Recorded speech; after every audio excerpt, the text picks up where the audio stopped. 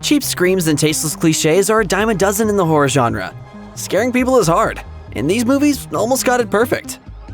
In the DVD commentary for Scream 6, directors Matt Bettinelli-Olpin and Tyler Gillette acknowledged the long-standing rules governing the franchise.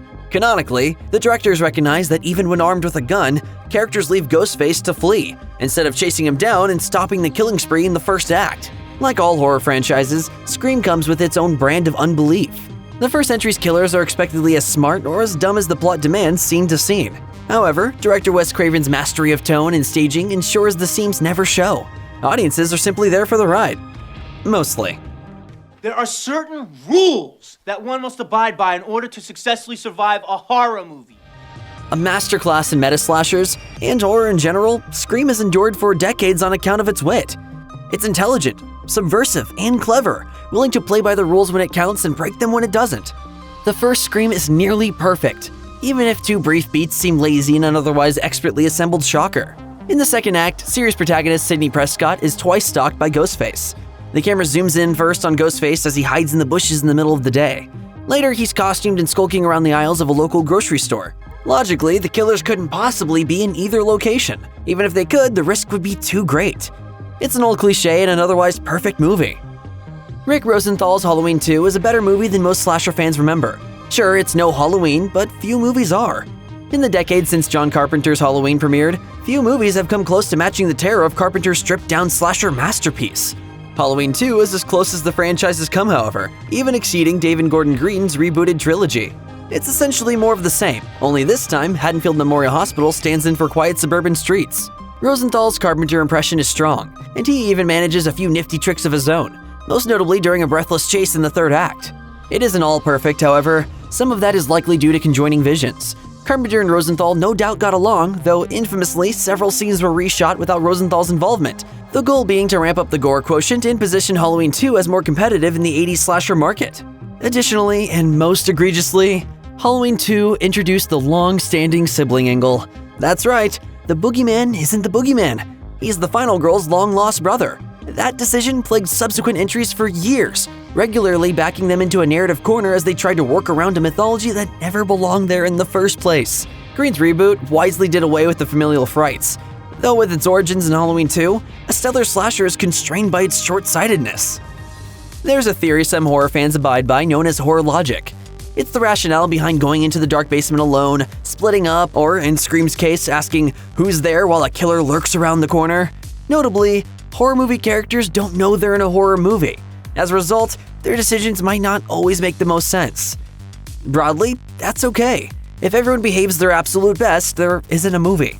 There would be no Scream 6 if Casey Becker locked herself in an upstairs bedroom and called the police in the first. Sometimes, however, that horror logic gets stretched thin. Filmmakers strain credulity a bit too much, undermining what should otherwise be a terrifying sequence of events. David Robert Mitchell's It Follows is a modern horror classic, a sex-infused riff on the ring that sees a curse being passed along via intercourse. Once plagued, the options are to pass it along or endure an it that follows you until it kills you. To stop the titular monster, the protagonists of It Follows try several options, though their last stand is a mark against the masterful command of narrative Mitchell had previously exhibited. In the final act, the survivors trap the monster in a pool and try to electrocute it. They throw toasters, televisions, and all manner of electronics in. It doesn't work. There's horror movie logic, and then there's whatever that was. Speaking of horror movie logic, Brian Bertino's The Strangers is practically a case study.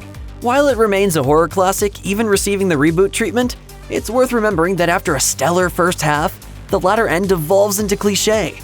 Structurally, The Strangers was disadvantaged from the start.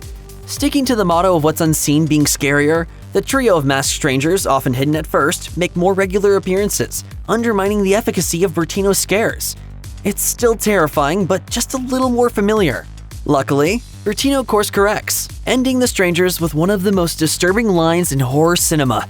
As our protagonists are captured and bound, they ask a question whose answer is better left unheard. Why are you doing this to us? Because you were home. Kristen and James are stabbed to death, ending the nightmarish ordeal they and the audience were subjected to. It's a brutal, unconventional way to end a mainstream horror movie. Though, a beat later, it's incredulously undone. As a young boy arrives at the house, Kristen awakens and screams. ending the movie with Hollywood's infamous final scare. It's cheap and, as noted, painfully cliché. Pretty much the opposite of everything the Strangers have been trying to do up until that point. While directorial credit remains a soft spot among cinephiles, was it Tobe Hooper or secretly Steven Spielberg directing? The evidence clearly points towards Poltergeist belonging to Hooper. That isn't to say Spielberg's influence isn't present.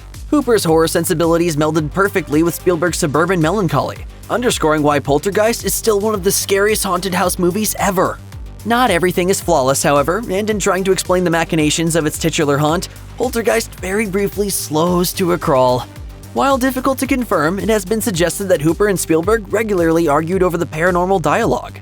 Spielberg wanted something dense and scientific. Hooper, conversely, thought it was too much for an audience to digest. Hooper might have been right. When Tangina arrives at the Freeling house, she explains what likely happened to Carol Ann.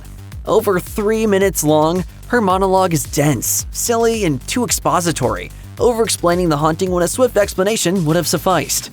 Audiences are willing to accept the unbelievable, and it's a shame Poltergeist didn't give them a chance to do so fully. Love or hate Beau is Afraid, Ari Aster remains one of the most singular filmmakers working today. His feature before Beau, Midsummer, ranks as one of the most distressing pictures of interpersonal trauma around. His debut, Hereditary, likely needs no introduction. As the scary movie to end all scary movies, it will likely be this generation's standout horror classic. With the grit of The Exorcist and the provocative plotting of Psycho, it deserves to rank among the best of the best. It's practically flawless, with Aster achieving mainstream scares within art house confines, while Toni Collette's terrifying performance ties it all together. Only once does Hereditary risk falling apart. At the movie's conclusion, the thrust of the family's curse is explained. Alex Wolf's Peter Graham is the only family member left alive. Cornered by naked cultists, he throws himself from an attic window, the fall presumably killing him. He reanimates as the reincarnation of the demon Paimon and climbs into the treehouse. Several more cult members greet him with a recitation. Hail Paimon! Hail Paimon! The efficacy of the scares is dulled by Aster's insistence on literalizing what had been suggested. Like The Strangers, it feels like an ending appended for executives. Rather than trusting the audience, it feels like too clean a bow to wrap everything up. While most nearly flawless horror movies are undermined by a single scene, in the case of The Descent, it's the removal of a scene that dulls the impact of one of the horror genre's scariest movies. Famously, Neil Marshall's The Descent ends on a grim note. Sarah apparently escapes the cave system, though Marshall then cuts back to the cave. Sarah is still there, sitting across from the hallucination of her deceased daughter. The Descent fades to black, leaving Sarah at the mercy of the cave's monstrous crawlers. If that sounds unfamiliar, it's likely because the United States release wholly removed the twist.